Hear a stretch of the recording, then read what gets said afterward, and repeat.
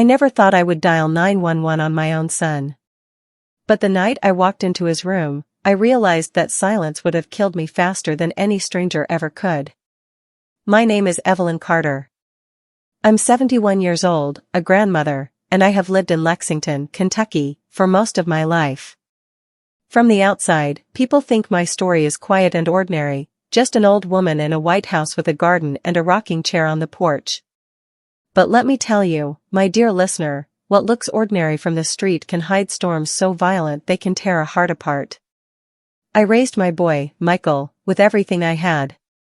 His father, James, died when Michael was just 15. From that day, it was only me and my son against the world. I worked double shifts at the hospital as a nurse. I gave up new shoes, new dresses, and even meals, so my child could have enough.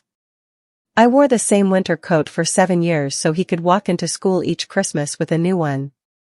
Every time I stitched a tear in that old coat, I reminded myself, a mother's sacrifice is a seed planted in her child's future. At least, that's what I believed.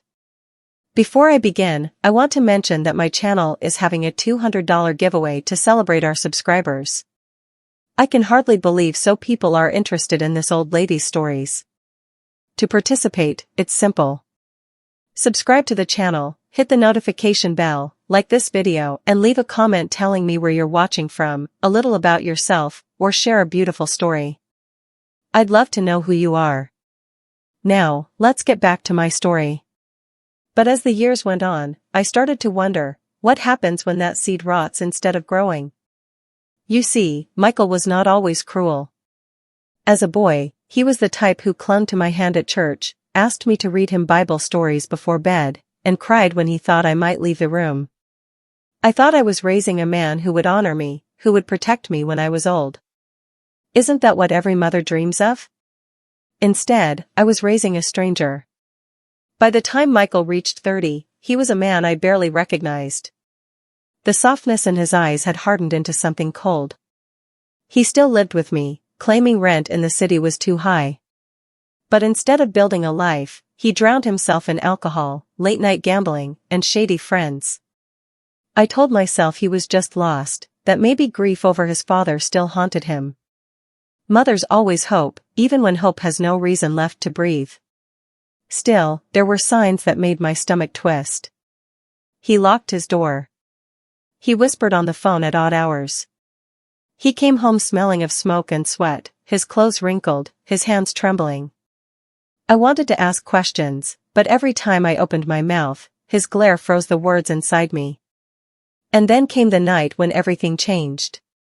It was a chilly Sunday in October, the kind of evening when the air smells of burning leaves and the sky feels heavy. I had just finished washing the dishes when I heard noises upstairs. A thud. Then a muffled voice.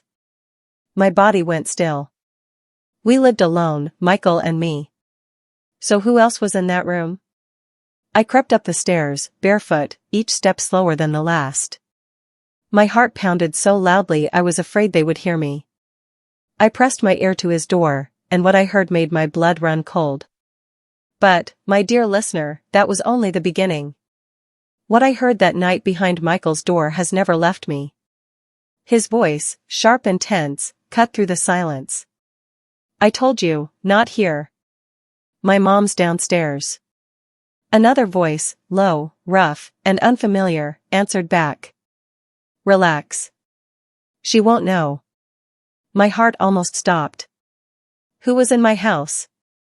At that moment, standing barefoot in the hallway, I felt like a stranger in my own home. I wanted to push the door open, but fear glued my hands to my sides. Then I heard it, the sound of metal sliding against wood, like a gun being set on the desk. My knees nearly buckled. I knocked, my voice trembling. Michael? Is everything okay? There was a pause. A silence so heavy I could hear my pulse in my ears. Then he spoke, too calm, too careful. Yeah, Mom. Just watching a movie. But, dear listener, a mother's intuition is sharper than any blade. He wasn't watching a movie. I knew it. My whole body screamed it. That night, I lay awake in my bed, staring at the ceiling, wondering who my son had become. Do you know that feeling when you look at someone you love, but deep down, you realize you don't know them at all? That was me, right there in my own home. The next morning, Michael came downstairs with his usual arrogance, not even meeting my eyes. He poured himself coffee, as if nothing had happened. I studied him closely. His hand shook slightly. His eyes darted to the window, then to the floor, avoiding mine. He looked less like my son and more like a man hiding secrets too heavy to carry. I asked, softly, Michael, were you alone last night? He slammed his cup down. Mom, stop snooping. You don't need to know everything. Those words hit me like a slap. All my years of sacrifice, working double shifts, giving up my own happiness for his future, and he had the nerve to call me a snoop in my own house? I bit my tongue, but inside, something cracked. Days turned into weeks, and I watched my son slip further away. He disappeared at night, came home at dawn with red eyes and wrinkled clothes. He kept his door locked, the sound of muffled conversation seeping through the thin walls. And when strangers came by, men with tattoos, hollow eyes, and hard voices, they looked at me the way a wolf sizes up a lamb. Neighbors asked me, Evelyn, is everything all right? We've seen some strange cars outside your house. I smiled and lied, oh, Michael just has some friends over. But inside, I was drowning. And here's the cruel truth I had to face, I didn't just lose my husband years ago. I was losing my son too, piece by piece, until he was unrecognizable. And here's the cruel truth I had to face, I didn't just lose my husband years ago. I was losing my son too, piece by piece, until he was unrecognizable. My dear listener, I ask you, what would you do if your only child turned into a stranger under your own roof? Would you look away, or would you dig until you found the truth? I didn't know it then, but the truth was about to knock me flat. Because what I saw next would make me question whether Michael was just reckless, or something far darker. That Sunday night was the moment I realized my home was no longer safe. Standing in the hallway, ear pressed against Michael's door, I heard every word. His voice was sharp, filled with irritation. I told you, not here. My mom's downstairs. The stranger's voice followed, calm but chilling. Relax. She won't know. Then came the metallic scrape. That sound will forever haunt me. It was the sound of a gun being laid on the desk. In that instant, the walls of my own home felt like a trap. I wanted to burst through the door, to scream, but instead I whispered, Michael? Is everything okay? The silence that followed was unbearable. I swear I could hear the weight of my own heartbeat. Then his answer came, flat and rehearsed, yeah, Mom. Just watching a movie. A movie? At midnight? With voices I didn't recognize and the sound of a weapon in the room? No. My son was lying to me. I crept back to my room, my body shaking as though winter had seeped into my bones. I curled into bed but didn't close my eyes once. I stared at the ceiling, my mind racing. Who were these men? Why guns? Why the secrecy? By morning, my fears doubled. Michael came downstairs like nothing happened. He barely looked at me as he grabbed his coffee, his jaw tight, his shoulders tense. There was no trace of the sweet boy who used to kiss my cheek before running off to school. Instead, what stood before me was a man I barely recognized, someone carrying shadows I couldn't touch. I asked him, softly, Michael, was someone here last night? He froze, then snapped. Mom, stay out of my business. You don't need to know everything. His words sliced through me. Do you know what it feels like to raise a child from nothing, feeding him when you yourself go hungry, only for him to spit those words in your face? It's a pain only a mother can understand. That day, I couldn't bring myself to eat. My hands trembled as I washed dishes, as if the whole house carried a weight I couldn't shake off. And then, late that evening, I heard it again. The muffled voices. The low laughter. The thud of heavy boots on my son's floor. I wanted to scream, to demand answers, but fear tied my tongue. I kept asking myself, what has Michael gotten into? And how much danger am I in? The truth, I would soon learn, was far darker than I could ever imagine. Because when I finally stepped inside his room while he was gone, what I saw nearly dropped me to my knees. But, my dear listener, I'll save that moment for later. For now, let me ask you, if you heard strange voices and the sound of a gun in your own child's room, would you confront him, or would you pretend nothing happened? I thought I could ignore it. I thought a mother's love could cover even the darkest secrets. But love was about to meet its limit. That night, after Michael stormed out and slammed the door behind him, I sat in my chair for hours. My body was still, but inside, my heart was racing like a trapped bird. I watched the clock tick past midnight, then 1, then 2. By 3 in the morning, the silence of the house pressed so hard against my chest I could hardly breathe. I told myself not to do it. I told myself to wait, to pray, to keep pretending everything was fine. But mothers don't sleep when their children are drowning. And I knew, deep in my bones, that Michael was drowning in something that could take me with him. So I stood up, barefoot on the creaking floorboards, and walked to his room. My hand shook as I wrapped it around the doorknob. For a moment, I just stood there, whispering, God, forgive me. Please, protect me. Then I turned the knob. The smell hit me first. A sour, chemical scent mixed with cigarette smoke. Not the smell of a young man's room, but something darker, heavier. The second thing I noticed was the silence. Rooms have a way of carrying their owner's energy, and this one felt tense, dangerous, as though the walls themselves were holding secrets they didn't want me to touch. I stepped inside, and my eyes went straight to the bed. Bundles of cash, stacks wrapped in rubber bands, were spread out across the sheets. More money than I had ever seen in my entire life. I gasped, covering my mouth, my knees nearly buckling. On the desk, under the dim light of a crooked lamp, sat several small bags filled with white powder. Drugs. My son was not just drinking or gambling. He was dealing. Beside the bags, a handgun gleamed under the light. My hands shook so violently I had to steady myself against the wall. But nothing, could have prepared me for what I saw next. Pinned to the wall above the desk was a photograph. My photograph. A picture of me, taken in the garden, where I often tended to my roses. But this picture had been defaced. Across my face, scrawled in thick red marker, were the words. She talks, she dies. The room tilted around me. My breath came in short gasps. My son, the boy I had nursed through sickness, the boy I had prayed over every night, had my picture hanging like a warning, like I was some enemy that needed silencing. I stumbled back, clutching my chest, whispering, no, not my Michael. Not my boy. Tears burned my eyes, blurring the room. I wanted to run. I wanted to scream. But all I could do was collapse into his chair, shaking so hard I thought I might die right there. Hours passed like minutes as I sat frozen in that room, staring at the money, the drugs, the gun, the threat scrawled across my picture. When the sound of Michael's car finally pulled into the driveway, I bolted to my own room, shut the door, and pretended to sleep.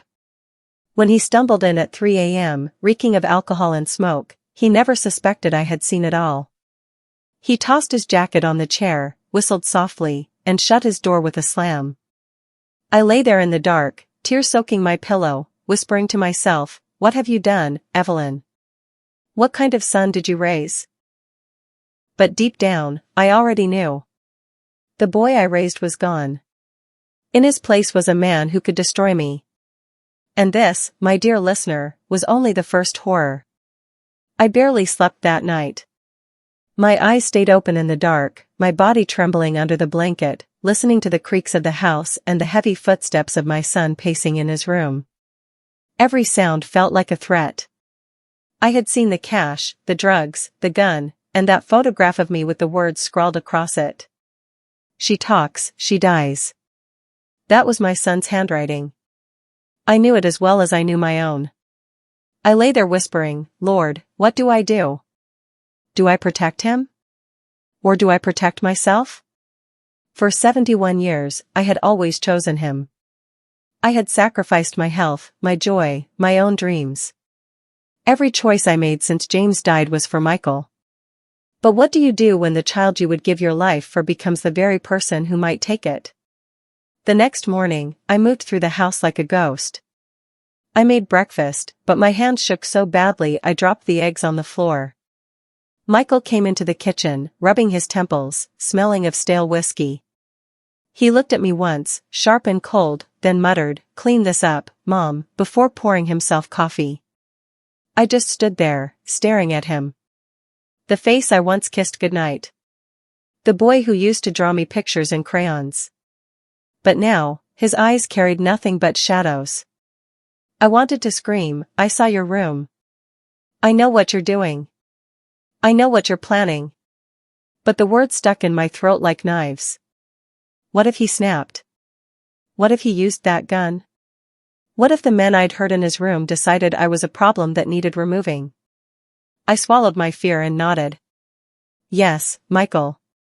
Inside, though, my heart was tearing apart. Later that day, I sat in my rocking chair, staring out at the roses I used to love tending.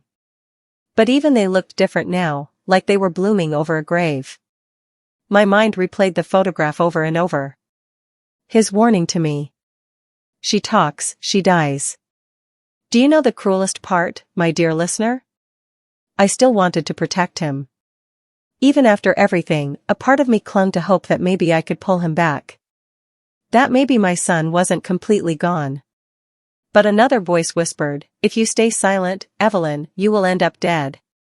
That night, when he came home again at 3 a.m., stumbling and laughing to himself, I pretended to be asleep. But I lay awake, clutching my phone under the pillow, my finger hovering over 911. I couldn't press it. Not yet. I was a mother torn in half, between love and survival, between hope and fear. And deep down, I knew, the longer I waited, the more dangerous it would become. Before I continue, subscribe to the channel, hit the notification bell, like this video, and leave a comment telling me where you're watching from, a little about yourself. The days after I saw that photograph were some of the longest of my life. I moved around my house like a prisoner, careful not to provoke Michael, careful not to give myself away. I cooked, I cleaned, I smiled when he spoke, but inside, I was crumbling. Every knock on the door made me flinch. Every car that slowed down in front of our house made my chest tighten. And every time Michael whispered into his phone, I imagined my name being passed along to men who would rather see me buried than breathing. Then came the night that pushed me past the edge. Michael had gone out around midnight, slamming the door as always. I sat in the living room, rocking back and forth, debating if I should call the police. But fear kept me frozen. I told myself, maybe I'm exaggerating. Maybe I imagined the worst. And then, curiosity overpowered me. I climbed the stairs and stood outside his locked door. My hands trembled as I pulled a bobby pin from my hair. It took me 3 tries, but finally, the lock gave way with a soft click. I pushed the door open and stepped inside. The room was darker than before, colder. I knelt down, determined to search deeper. That's when I found the duffel bag tucked under the bed. At first, I thought it was filled with clothes. But when I pulled it out, my breath caught in my throat. Inside were stacks of cash, thicker than anything I'd seen on the bed before. But it wasn't just money. There were passports. Dozens of them. Men and women, different names, different faces, but all with the same cheap plastic feel of being fake. And then, photographs. Not of landscapes. Not of friends. But of women. Older women, like me. Some smiling in what looked like normal family pictures, others with fear frozen in their eyes. The longer I stared, the more wrong it felt. These weren't family photos. These were trophies. My stomach churned. I dropped the photos back into the bag, but something sharp pricked my hand. I reached in again and pulled out a small silver chain with a locket. When I opened it, I found the picture of a woman I didn't recognize. Her face was kind, soft, and familiar in the way strangers sometimes feel familiar. Was she one of the women in those pictures? Where was she now? I pressed a hand to my mouth to stifle a sob. The truth crashed over me all at once. My son wasn't just drinking, gambling, or even dealing drugs. He was part of something monstrous. These photos weren't random. These women weren't safe. And if he kept my picture on his wall with a death threat, then maybe I was next on that list. I stuffed the bag back under his bed, my hands shaking so badly I nearly dropped it. My whole body trembled as I backed out of the room, locking the door again. Back in my bedroom, I collapsed onto the floor, clutching my chest. My breaths came in shallow gasps. That was the moment I knew, without doubt, that if I didn't act soon, I would not live to see the end of the month. I had always been a mother who sacrificed, who forgave, who prayed. But that night, something inside me broke. I realized my son was gone. And in his place stood a man who could destroy me. The question was no longer if I would call for help. It was when. After that night with the duffel bag, I couldn't close my eyes without seeing those photographs. Faces of older women stared back at me whenever I tried to rest, their fear frozen in time, their eyes silently begging for help I couldn't give. Sleep no longer came to me. I sat up most nights in my rocking chair, my phone in my lap, staring at the numbers 911 glowing on the screen. My finger hovered over the call button more times than I can count. But every time, I pulled back. A mother's heart is foolish like that. Even after all I had seen, part of me kept hoping Michael would change, that somehow I could save him from himself. But then the strangers began showing up at my house. The first time, I heard the growl of an engine outside around midnight. I peeked through the curtains and saw a black car parked across the street.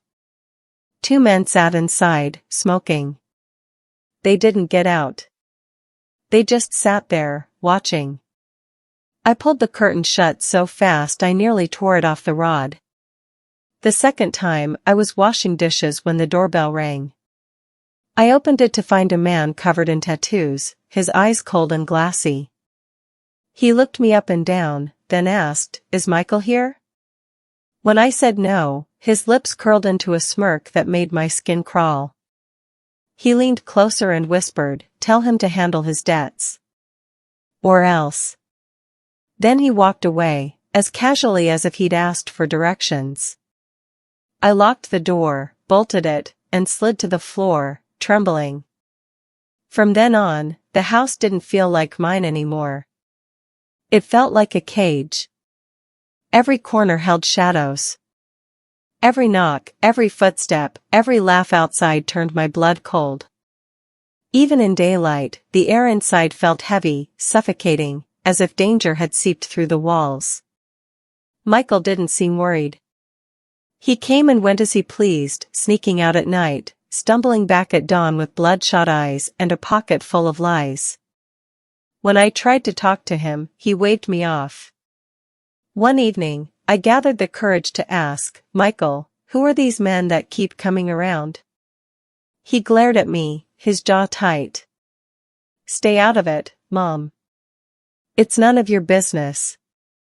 Then he added, with a voice so low it chilled me, "If you want to stay safe, keep your mouth shut." That was the first time I truly believed my son might harm me. I spent the next week living like a fugitive in my own home. I double-checked locks. I left lights on all night. I avoided walking by his room, afraid of what I might hear, or worse, what I might see. My dear listener, let me tell you, there is no loneliness like being trapped in a house with someone you love who has turned into a stranger. It is a kind of prison, and the bars are made of blood ties and guilt. But fear can only hold you for so long. Eventually, it turns into something sharper. Something that whispers, if you don't act, you won't survive. And I knew then, my breaking point was near. I have never known a silence as heavy as the one that filled my house that week. It wasn't peaceful silence, it was the kind that presses against your chest, reminding you with every breath that danger is near. I walked through my own home like a guest, careful not to disturb the shadows. Michael hardly spoke to me anymore. When he did, it was sharp, impatient, like I was some burden he had to tolerate. But even so, he was still my son. And that, my dear listener, was my greatest weakness. Every night, I sat in my chair with the phone in my hand, staring at the 3 numbers I could press to end it all, 911. My thumb hovered, my heart raced, but I always pulled back. Because in that moment, another voice inside me whispered, "He's still your boy. The one who used to fall asleep on your chest. The one you promised to protect when his father died." But another voice, colder, sharper, reminded me, "That boy is gone. If you don't speak up, you won't live to see the spring." I was caught between 2 worlds, the past and the present. Between the memory of a little boy who once clung to me at church, and the man who now pinned a death threat across my photograph. One evening, I sat at the table, staring at my plate of food I couldn't eat. Michael came in, his eyes bloodshot, his shirt wrinkled. He tossed a wad of cash onto the counter and muttered, "Don't touch my stuff, Mom." I looked at him then, not as my son, but as a stranger. My lips trembled as I asked, "Michael, what happened to you? What are you mixed up in?" He turned, his jaw tightening. "I told you. Stay out of it. Don't make me say it again." The way he looked at me made my blood run cold. There was no softness left. No hesitation. Only threat. That night, I cried like I hadn't cried in years. My sobs echoed in the empty rooms, but he didn't come to comfort me. He didn't even ask what was wrong. I realized then that I was no longer his mother in his eyes. I was a liability. An obstacle. And obstacles, in his world, didn't last long. My dear listener, I ask you, what would you have done in my place? Would you have stayed silent, hoping against all odds that your child might change? Or would you have taken the risk of calling the police, knowing it might save your life but destroy your child forever? I didn't have the answer then. I only had fear, guilt, and the crushing weight of a choice no mother should ever have to make. But deep inside, I knew the day was coming when I would have no choice at all. The night it finally happened began like all the others, heavy with dread. Michael had left hours earlier, slamming the door so hard the frame rattled. I sat in the living room, my body still but my mind racing. The house was quiet, but not peaceful. It was the kind of quiet that made you feel like you were being watched, even when you were alone. I tried to distract myself by knitting, by reading, even by watching the old clock tick on the wall. But nothing worked. My ears were tuned only to the sound of engines outside, the creak of the floor upstairs, the possibility of his return. And then, just after midnight, I heard it, voices again. This time, I didn't tiptoe to his door. I didn't need to. The men weren't inside anymore. They were outside, on the porch, talking in low, sharp tones. "Tell him time's running out," one voice said. "If he doesn't pay, we'll take care of her first," another replied. Her. Me. My knees buckled, and I had to grip the arm of my chair to keep from falling. Tears welled up in my eyes, but they weren't tears of sadness anymore. They were tears of raw, unfiltered fear. I backed into the hallway, clutching my phone so tightly my knuckles turned white. I stared at the numbers on the screen, 911. My thumb hovered over them like it had 100 times before. But this time I couldn't pull back. I pressed the call button. The line rang once, then a calm voice answered, 911, what's your emergency? For a moment, nothing came out of my mouth. My throat was dry, my body shaking. Finally, in a whisper that barely sounded like my own voice, I said, "My name is Evelyn Carter. I live at 114 Oakwood Drive. Please come quickly. My son is involved in something dangerous. And I think my life is in danger." The dispatcher's voice was steady. "Stay on the line with me, ma'am. Officers are on the way. Are you safe right now?" I swallowed hard. My eyes darted to the front window, where I saw shadows moving across the porch. "No," I whispered. "They're here. They're outside. Lock your doors. Stay where you are. Help is coming." I locked the front door with trembling hands, then slid down against it, clutching the phone like a lifeline. My heart pounded so hard it hurt. Minutes felt like hours, but finally the wail of sirens broke the night. Red and blue lights flashed through the curtains. Heavy boots thundered up the porch, and loud voices shouted commands. The shadows scattered. Then, chaos. The front door burst open, officers rushing in. I pointed upstairs, my voice breaking, "His room. Go upstairs." They stormed up with guns drawn. Moments later, I heard Michael shouting, cursing, fighting. The thud of boots, the crash of furniture, and then, silence. When they dragged him down the stairs in handcuffs, his face was twisted with rage. He locked eyes with me, his own mother, and spat, "You did this. You'll regret it." My body shook, but I stood tall. Tears streamed down my cheeks, but I didn't look away. Because in that moment, I realized something. I hadn't just called the police. I had chosen myself. My life. My survival. And for the first time in years, I felt the faintest flicker of power return to me. When the squad cars finally pulled away, their flashing lights painting the street in red and blue, I stood on my porch barefoot, clutching my robe around me. The night air was cold, but my body burned with shame. The neighbors were out. Curtains parted. Doors cracked open. I saw familiar faces peeking through windows, whispering into each other's ears.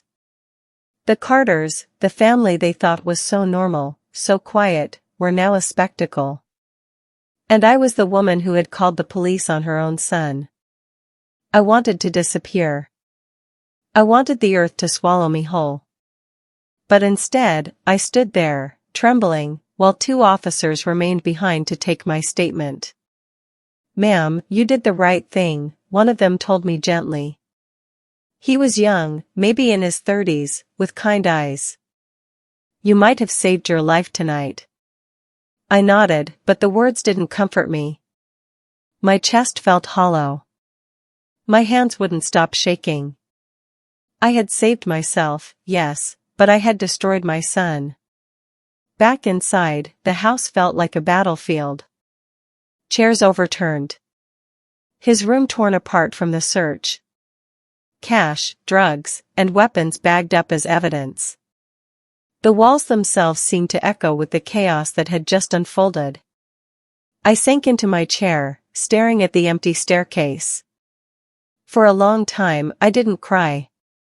I just sat there, numb, the weight of 71 years pressing down on me. Then the tears came, hot, endless, unforgiving. My mind raced through memories, Michael's first steps, his first day of school, the nights he fell asleep in my lap. How had that little boy turned into the man I just watched being dragged away in chains? The officer's voice interrupted my thoughts. "Mrs. Carter, we need to be honest with you. Your son isn't just in trouble. He's in deep. The things we found in his room, they link him to more than just drugs."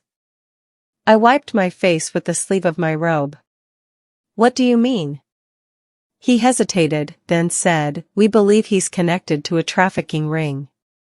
The IDs, the photographs, this is organized crime." This isn't something new. It's been going on for a while. The room spun around me. I clutched the arm of my chair. Trafficking? My son? No. Not Michael. He was reckless, yes. Angry, yes. But evil? The thought tore me apart. Yet the evidence was undeniable. The young officer's voice softened. I know this is painful, but please understand, you were in danger. If you hadn't called us tonight, you might not be alive tomorrow.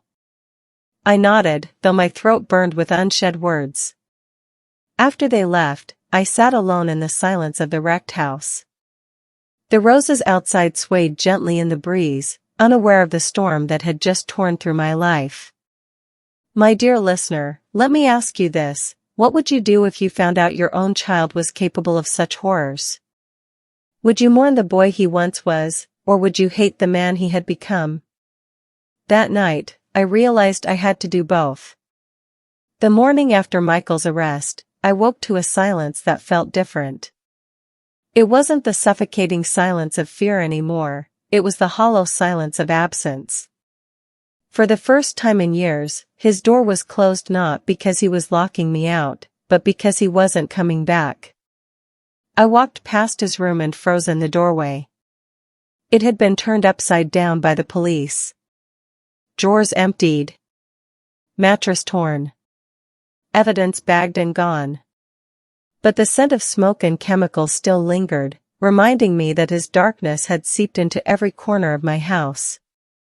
By mid-morning, 2 detectives came by. They weren't the young, gentle type like the officer from last night. These men were sharp-eyed, deliberate, and direct. Mrs. Carter, one of them said, pulling out a file, we need you to understand the severity of this situation. I sat at the table, my hands wrapped around a cup of cold coffee I hadn't touched. My heart pounded as he laid out photographs and papers. Your son wasn't just selling drugs, the detective continued. He was working with a trafficking network. These IDs, the photos we found, they belong to women who have been reported missing. Some are from right here in Kentucky. Others from neighboring states. We believe your son's home was being used as a safe point, a cover for their operations. I stared at the photographs, bile rising in my throat.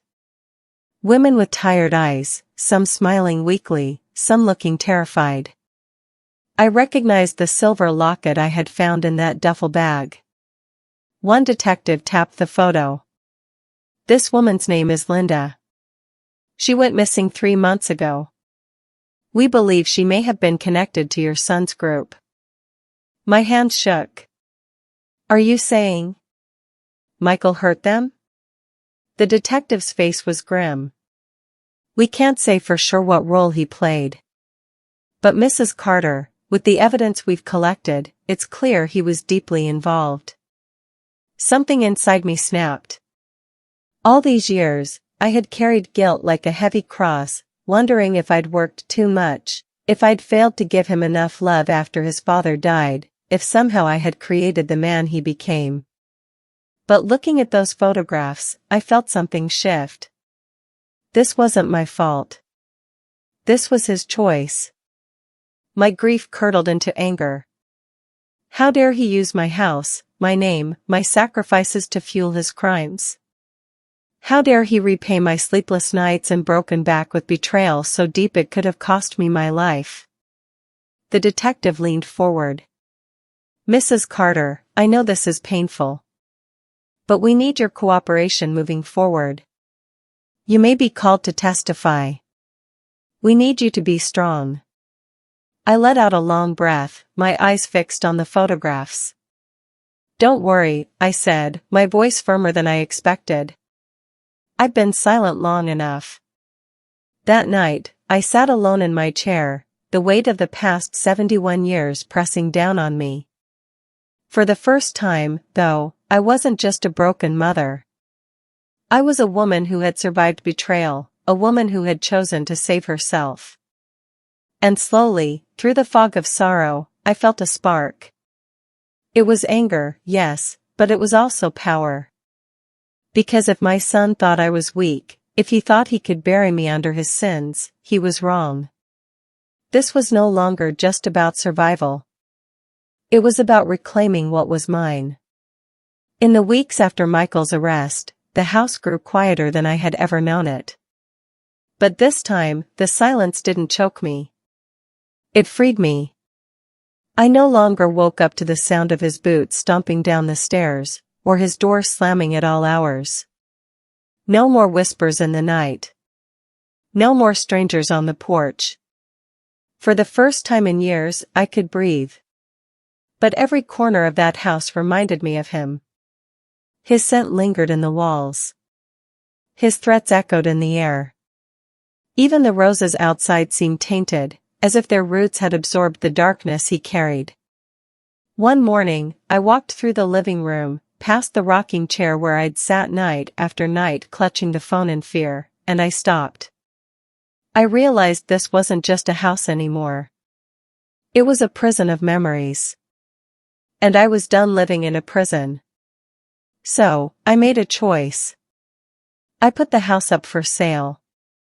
The same house where I had raised him, the same house I had fought to keep after James died, the same house Michael had turned into a base for his crimes.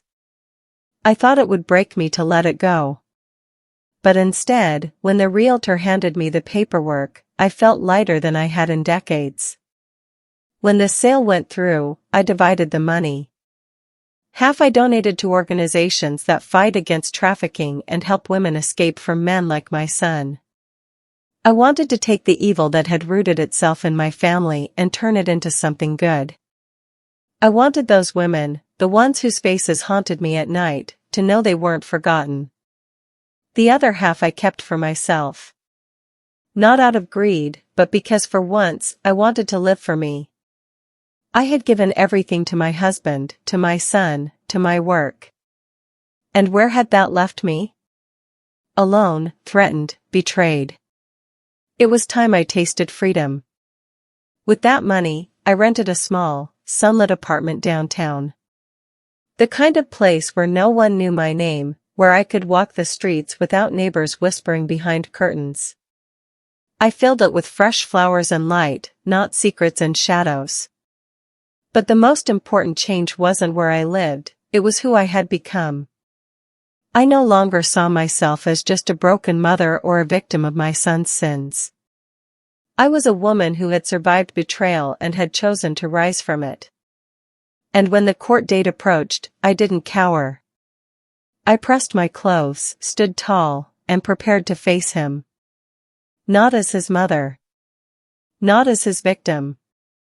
But as the woman who had broken the chains he tried to wrap around me.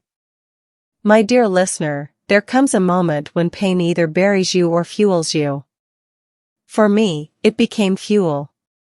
Michael thought he could use me, silence me, erase me. But instead, I was about to stand in front of the world and prove him wrong. The day of the trial came sooner than I expected. One morning, I opened my eyes and realized I had no more nights left to delay it. I dressed carefully, my hands trembling as I buttoned my blouse. I chose plain clothes, nothing fancy, nothing loud. I didn't want to look like a victim, but I didn't want to look like I was celebrating either. I wanted to look like a woman who had come for the truth. When I walked into the courthouse, the air smelled of old wood and cold marble. Every footstep echoed, every voice seemed hushed. My heart beat so loudly I feared the whole building could hear it. And then I saw him. Michael, my son, sitting at the defense table in an orange jumpsuit, his hands shackled in front of him. He looked thinner than the last time I'd seen him, his face harder, his eyes sharper. When he turned and spotted me, his lips curled into a bitter smirk. It was the same smirk he used as a boy when he got caught lying. Only this time, it wasn't about sneaking cookies before dinner. It was about destroying lives. The prosecutor called me to the stand. I stood, legs weak but heart steady, and swore the oath. My voice quivered at first, but as I began to speak, something inside me solidified. I raised Michael Carter, I began. I gave him everything I had. I worked double shifts. I sacrificed my own comfort so he could have a chance at life. But what I discovered under my roof was not the son I raised. It was a man I no longer recognized. And it nearly cost me my life.